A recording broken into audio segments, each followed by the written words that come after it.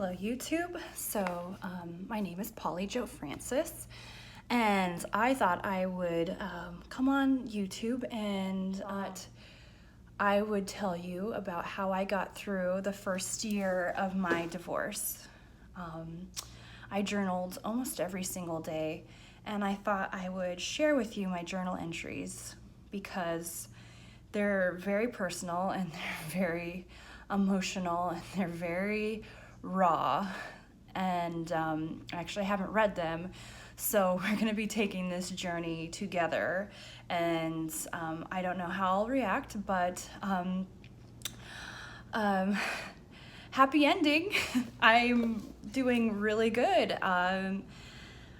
It was a tough year and I went through a lot, but I had a lot of good things happen, and I completely had a great support system. My friends were amazing. My family was amazing. My mom and I have had a strained relationship my whole life, but she really stepped up and was completely incredible. So if you're going through a divorce and you hopefully it just maybe helps you not feel so alienated and alone, because that's how I felt. I felt very alienated and alone, even though I did have my friends and they were there. But at the end of the night, when I was going to bed by myself, which I was not used to, it was tough. And but it gets easier. Okay, so I found my first entry. And it was actually about 2 months after I got a divorce, or we separated. It starts on March 3rd. And to do a little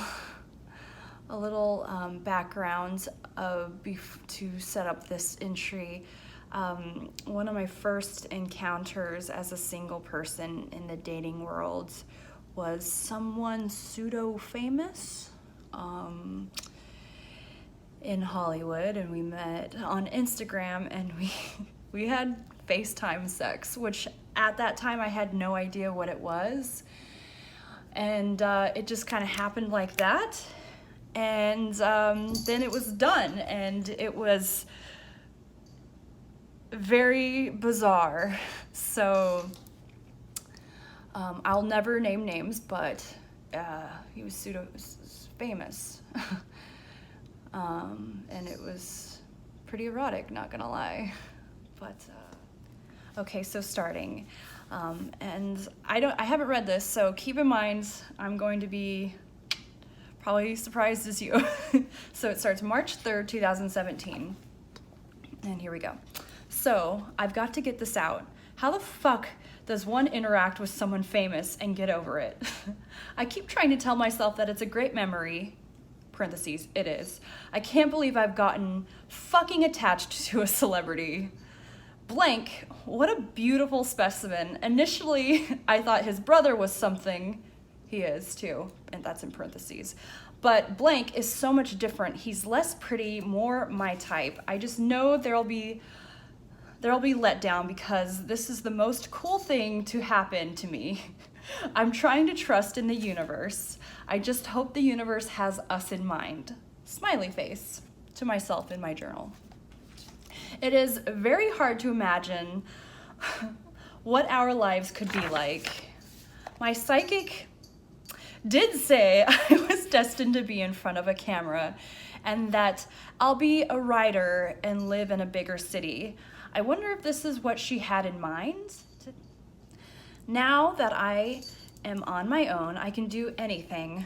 When I initially heard this, it didn't seem realistic because I was with Mr. Controlling, the ex, and my art didn't matter. But now I'm full of color and am nurturing my art and am optimistic about where life can take me. I just have this premonition that blank was just a one-time thing. I analyze and don't get anywhere. I'm sure he has a bunch of me's and I wasn't special. Fuck, it's going to be hard staying single. I don't know how I feel about... We'll get into him later.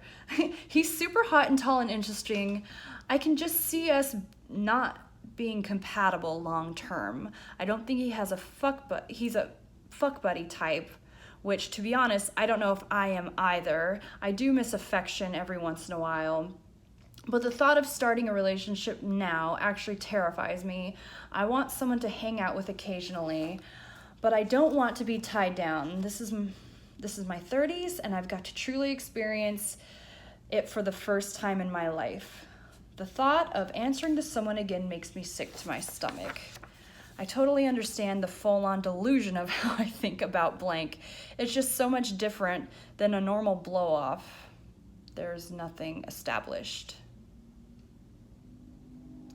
So that it still does feel like a blow-off. I suppose it was a good being used situation.